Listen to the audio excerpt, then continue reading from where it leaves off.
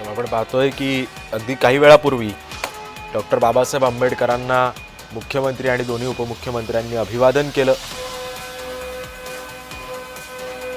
चैत्यभूमीवर पोलिसांचा चोख बंदोबस्त सुद्धा तैनात करण्यात आलेला आहे।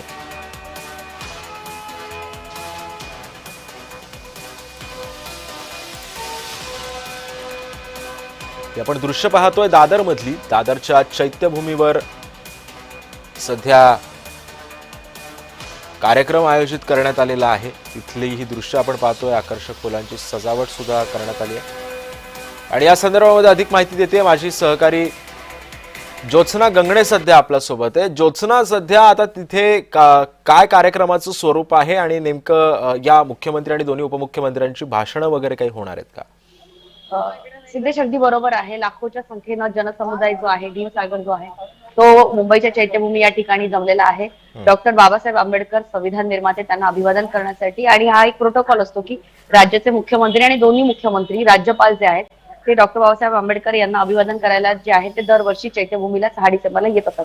दुसरीकडे आपण बघतोय की थोड्याच वेळात जे आहे ते मुख्यमंत्री देवेंद्र फडणवीस आणि उपमुख्यमंत्री एकनाथ शिंदे जे आहेत ते थोड्या वेळापूर्वी पोहोचले। मात्र अजित पवार जे आहेत ते भारतामध्ये नसल्यामुळे अजित पवार सध्या या कार्यक्रमाला उपस्थित नाहीये। मात्र आज जे आहे ते भाषण होणार नाही, मात्र माध्यमांशी नक्कीच जे आहे ते मुख्यमंत्री देवेंद्र फडणवीस आणि उपमुख्यमंत्री राज्याचे एकनाथ शिंदे जे आहेत ते नक्कीच माध्यमांशी बोलतील। दुसरीकडे आपण बघतोय की प्रकाश आंबेडकर जे आंबेडकर कुटुंबियाचे सदस्य आहेत, त्यांचे वंशज आहेत, ते सुद्धा या ठिकाणी मुख्यमंत्री आणि उपमुख्यमंत्री यांच्यासोबत पोहोचलेले आहेत। दुसरीकडे उद्धव ठाकरे आणि त्याचबरोबर आदित्य ठाकरे जे आहेत ते सुद्धा आता थोड्याच वेळात जे आहेत ते चैत्यभूमीला डॉक्टर बाबासाहेब आंबेडकर यांना अभिवादन करण्यासाठी पोहोचतील।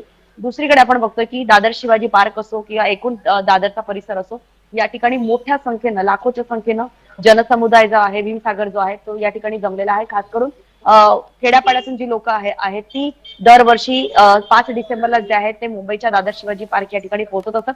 आता सुद्धा जर आपण बघितलं की मुंबईमध्ये तुफान गर्दी जी आहे ती पाहायला मिळते। खास करून बाबासाहेबांना मानणारे आणि बाबासाहेबांना अभिवादन आजच्या दिवशी करण्याचं इतकं महत्व आहे की आपल्याला माहिती की ज्या वेळेस बाबासाहेबांचा मृत्यू झाला होता, त्यांचं निधन झालं होतं, तेव्हा मुंबईमध्ये सुद्धा त्यावेळेस म्हणजे 1956 साली सुद्धा लाखोच्या संख्येनं जे आहे ते जनसमुदाय बाबासाहेबांची एक शेवटची त्यांचं अभिवादन करायला पोहोचला होता। आणि तोच जनसमुदाय जो आहे तो आता दिवसेंदिवस वाढत चाललेला आहे।